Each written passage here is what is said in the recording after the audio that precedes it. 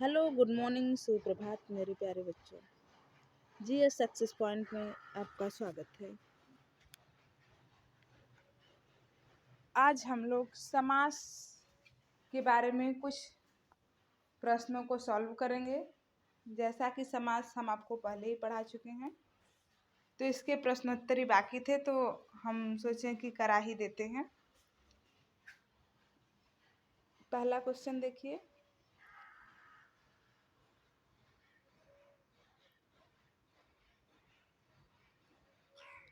दो अथवा दो से अधिक शब्दों से मिलकर बने हुए नए सार्थक शब्दों को क्या कहते हैं?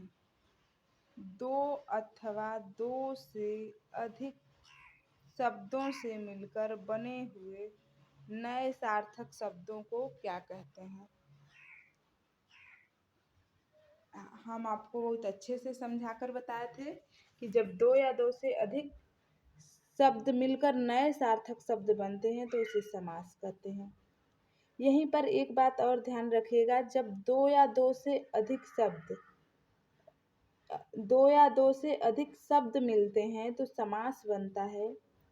जब दो या दो से अधिक वर्ण मिलते हैं तब संधि होती है। Next question.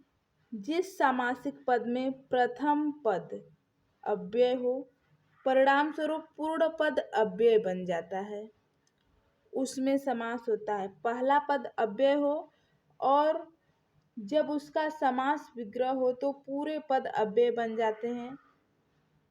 वह कौन सा समास है? जैसा कि नाम से ही स्पष्ट है, यह अव्ययी भाव समास है। द्विगु समास का उदाहरण है। द्विगु समास किसे कहते हैं?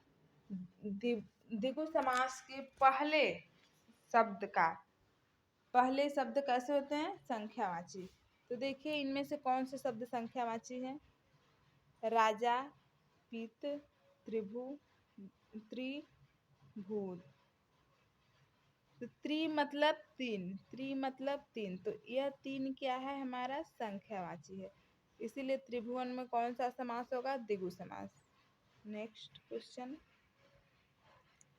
समास का शाब्दिक अर्थ होता है।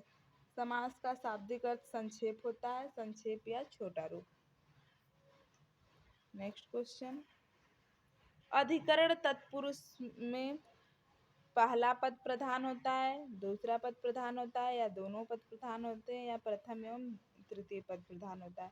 तो आपको पता होगा, कर्ता ने कर्म को करण से के द्वारा संप्रदान के लिए अपादान से संबंध का के की अधिकरण में क्या होता है? में पर। और जहाँ पर तत्पुरुष समास की बात की जाए वहाँ पर हमेशा दूसरा पद प्रधान होता है। अव्ययी भाव का पहला पद प्रधान होता है, तत्पुरुष का दूसरा पद प्रधान होता है, द्वंद्व समास के दोनों पद प्रधान होते हैं, बहुव्रीहि समास के दोनों ही पद अप्रधान होते हैं। उसमें दोनों पद मिलकर किसी तीसरे विशेष अर्थ की ओर इंगित करते हैं। नेक्स्ट क्वेश्चन देखिए। शताब्दी शब्द में समास होता है। शताब्दी मतलब 100 साल के समय को क्या कहते हैं? शताब्दी। तो 100 क्या है? संख्या है, इसलिए द्विगु समास होगा। Next question. अव्ययी भाव समास का उदाहरण है। अव्ययी भाव समास में देखिए, पहला पद अव्यय होता है। पहला पद अव्यय जैसे भर, बे, प्र, यथा, आ, अभी, यह सब जो शब्द हैं, जितने भी उपसर्ग होते हैं, अगर वह शब्दों के आगे लगते हैं तो वहाँ पर अव्ययी भाव समास बनता है। यहाँ पर भर क्या है? उपसर्ग है, यह पेट के आगे लगा है, इसलिए अव्ययी भाव समास है। नेक्स्ट, स्वर्ण घट का समास विग्रह क्या है? स्वर्ण घट का समास विग्रह, स्वर्ण का घट यानी सोने का घड़ा। स्वर्ण का घट, यहाँ पर आप बता सकते हैं कौन सा समास है?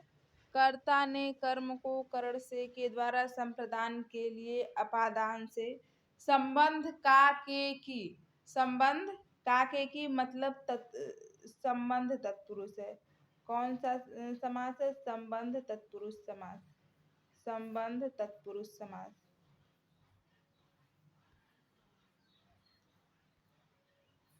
एक क्वेश्चन के साथ उसका व्याख्या और उससे संबंधित अन्य प्रश्नों को भी देखते चलिए।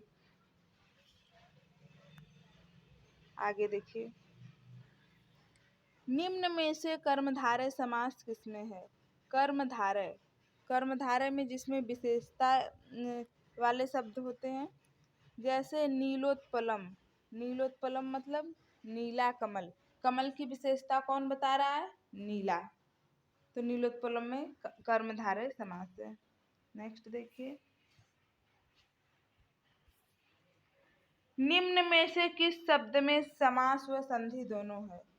समास व संधि दोनों है, ऐसा कौन सा शब्द है? तो आप यहाँ पर देख सकते हैं, जलोष्मा। यहाँ पर जल और उष्मा, इसमें समास हो गया। और जलोष्मा में कौन सी संधि होगी? तो यहाँ पर ओ, जल और उ मिलकर के प्लस उ मिलकर के क्या बनता है? ओ। ओ कौन सी संधि है? तो ओ में गुण संधि है। ओ, जलोष्मा। शाखा मृग शब्द में समास है। शाखा मृग शब्द में कौन सा समास है? तो यहाँ पर बहुब्रीहि समास होगा। शाखा मृग किसे कहते हैं? बंदर को। शाखा पर रहने वाला मृग है जो, अर्थात बंदर। रेलगाड़ी शब्द का सही समास विग्रह है। रेल और गाड़ी, पटरी पर चलने वाली रेलगाड़ी, रेल से चलने वाली गाड़ी, रेल पर चलने वाली गाड़ी। अंतर देखिए, यहाँ पर से लगा है, यहाँ पर लगा है। तो इसका राइट आंसर होगा रेल पर चलने वाली गाड़ी। रेल पर चलने वाली गाड़ी। पर कौन सा समास होगा? अधिकरण। अधिकरण में पर, तो यहाँ पर अधिकरण तत्पुरुष समास होगा। अधिकरण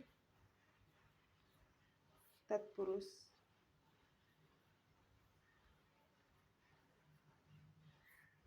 नेक्स्ट क्वेश्चन देखिए,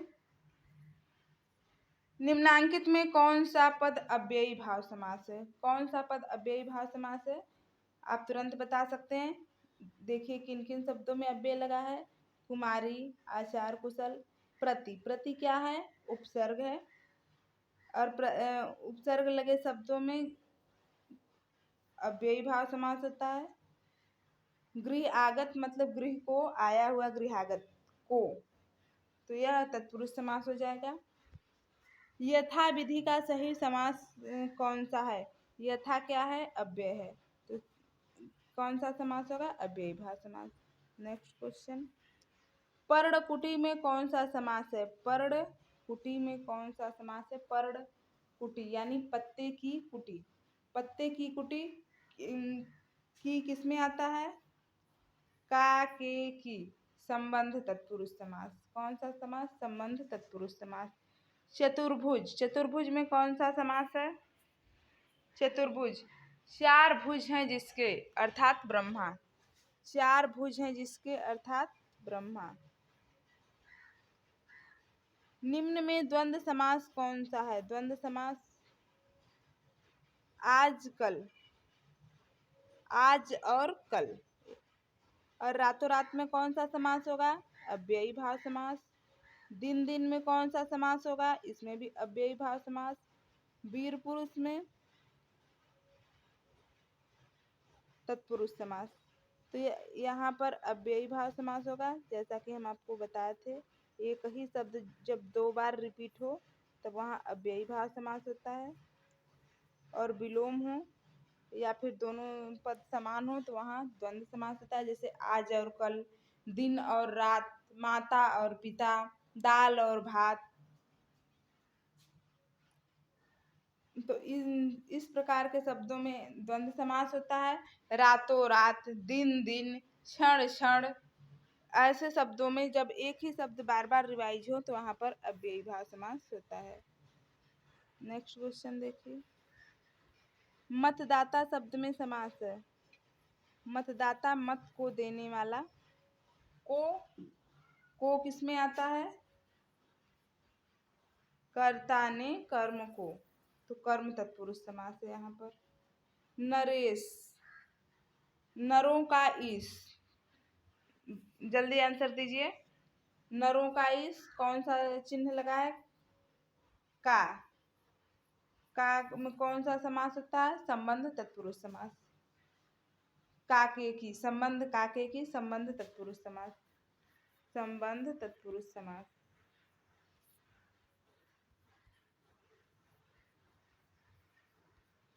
संबंध तत्पुरुष। नेक्स्ट क्वेश्चन, विद्यार्थी में कौन सा समास है? विद्या का अर्थी, मतलब विद्या को धारण करने वाला, तो विद्यार्थी तत्पुरुष समास है। नेक्स्ट क्वेश्चन देखिए, तत्पुरुष समास में प्रधान पद माना जाता है। अभी हमने आपको ऊपर बताया कि तत्पुरुष समास में द्वितीय पद यानी उत्तर पद प्रधान होता है, और अव्ययी भाव में प्रथम पद प्रधान होता है यानी पूर्व पद। बहुव्रीहि में उभय पद प्रधान होता है। नेक्स्ट क्वेश्चन, सामासिक पद का चयन कीजिए। सामासिक पद पूर्व पद और उत्तर पद मिलकर क्या बनाते हैं? सामासिक पद बनाते हैं। तो सुख साधन, सुख के साधन, सुख के साधन में कौन सा समास होगा? तो यहाँ पर संबंध तत्पुरुष समास होगा। दही बड़ा, दही में डूबा हुआ बड़ा, बताइए कौन सा समास होगा? में, आपको दिख रहा होगा में पर अधिकरण तत्पुरुष, अधिकरण तत्पुरुष समास होने वाला है यहाँ पर। आगे देखिए, कवि पुंगव, कवि पुंगव, कवियों में पुंगव यानी श्रेष्ठ। यहाँ पर आप देखिए समास विग्रह क्या होगा कवि पुंगव का? समास विग्रह कवियों में श्रेष्ठ यानी कवियों में पुंगव। में किस में आता है? में पर यानी अधिकरण तत्पुरुष समास। आगे देखिए, नीडर, नीडर, नी क्या है? नी क्या है? नी हमारा अव्यय है और इससे बने शब्द क्या कहलाएंगे? अव्ययी भाव समास। अंधकूप, अंधकूप, कुएं की विशेषता कौन बता रहा है? अंध, मतलब कुआं कैसा है? अंधा है। तो जहां पर विशेषता बताई जाए वहां पर कर्मधारय समास होता है।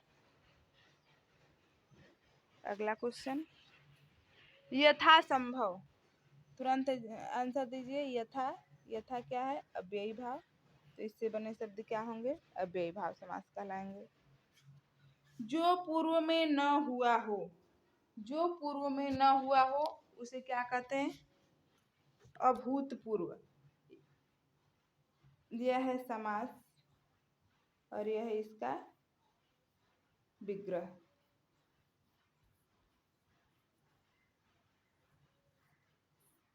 बड़े शब्द को छोटे रूप में करना या संक्षेप में करना ही समास है, और इसको तोड़ कर बड़े रूप में कर देना ही विग्रह है।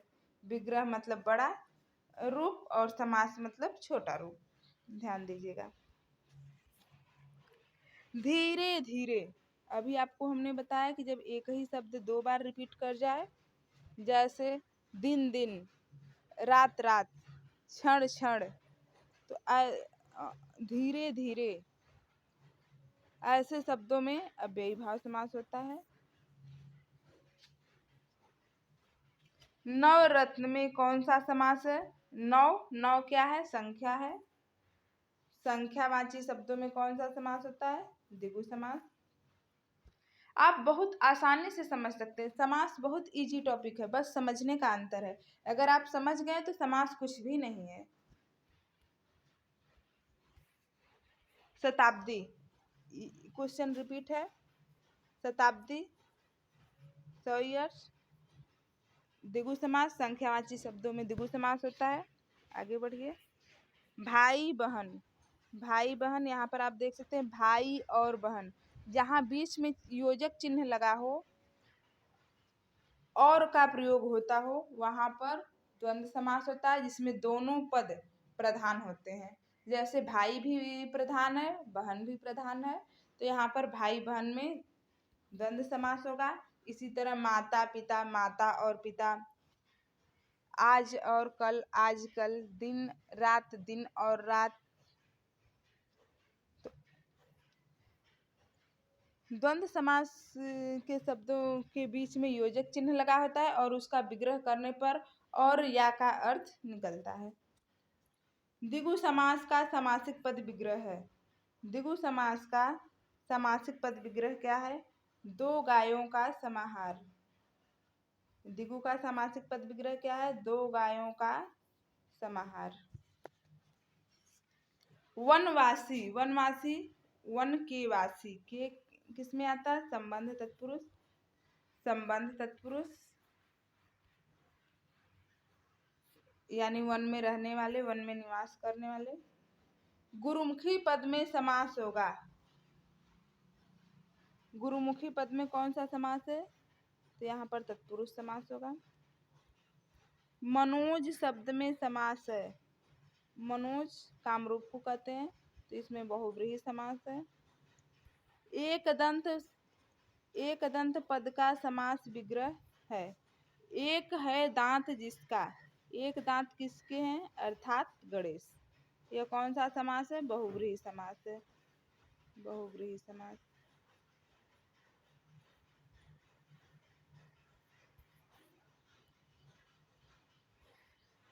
पशुपति पद में समास है। पशुपति पद में समास है, पशुओं के पति हैं जो, तो इसमें कौन सा समास है? बहुव्रीहि। नेक्स्ट क्वेश्चन देखिए। रघुपति शब्द का समास, रघुपति शब्द किस समास का उदाहरण है? तो यह बहुव्रीहि का उदाहरण है।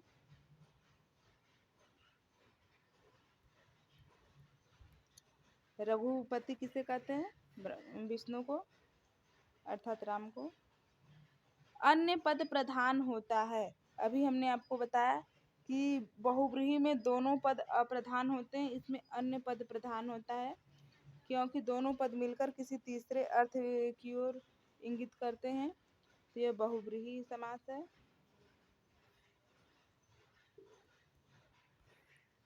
जिस समास का प्रथम पद महत्वपूर्ण होता है वह है अव्ययी भाव समास। इसमें पहले पद में उपसर्ग लगा होता है जो कि अव्यय होता है। जैसे प्रतिदिन, यथासंभव, बेकाम, यथोचित, ऐसे जो जितने भी शब्द हैं। इसका एक पॉइंट और है, जब भी कोई शब्द दो बार रिपीट हो उसमें भी अव्ययी भाव समास होता है। जैसे दिन दिन, क्षण क्षण, रात रात। Next question. जिस समास का द्वितीय पद प्रधान नहीं होता है, शब्दों पर ध्यान दीजिएगा।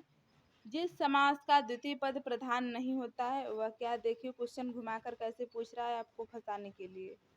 अभी पूछा था जिसमें पहला पद प्रधान होता है वह भी अव्ययी है, और जब पहला पद प्रधान है तो दूसरा पद अप्रधान होगा ही। लेकिन यहाँ पर क्वेश्चन पूछने का तरीका देखिए आपको फंसाने के लिए। जिस समास के दोनों पद प्रधान हो वह द्वंद्व होता है। जैसे माता और पिता, भाई और बहन, ऊपर उदाहरण दिए गए थे। नेक्स्ट देखिए। धन दौलत, धन दौलत समस्त पद के विग्रह में समुच्चय बोधक शब्द आएगा। कौन सा आएगा? धन दौलत आदि। पद प्राप्त, पद को प्राप्त, पद प्राप्त, इसका समासिक पद क्या होगा?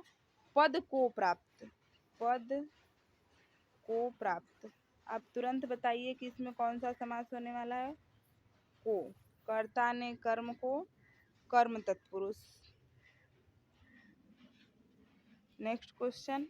लाख दो लाख, लाख दो लाख सामासिक पद में उचित समुच्चय बोधक, समुच्चय बोधक शब्द क्या होगा?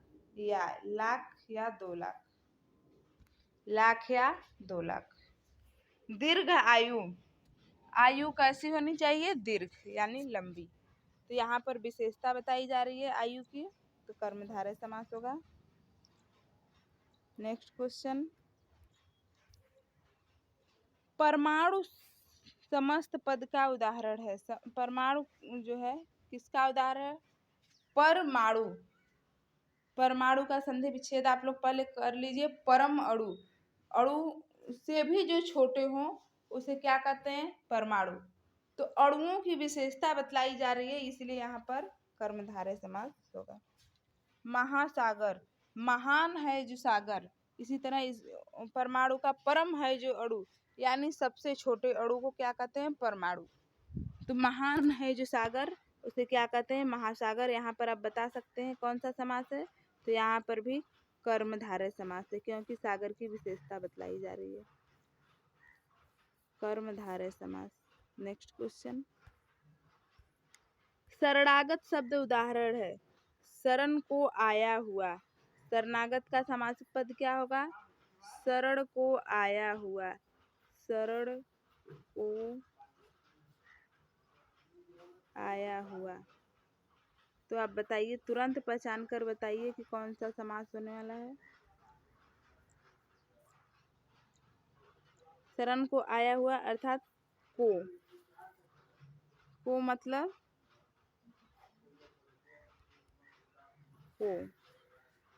को कर्ता ने कर्म को अर्थात कर्म तत्पुरुष। कौन सा तत्पुरुष? कर्म तत्पुरुष। यहाँ पर हमने आपको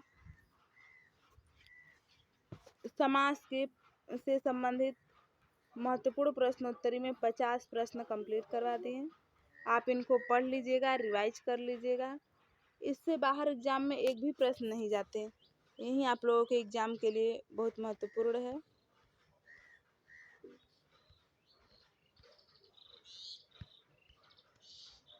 पढ़ते रहिए, क्वेश्चन को सॉल्व करते रहिए, खुश रहिए, मस्त रहिए, तैयारी करते रहिए। धन्यवाद।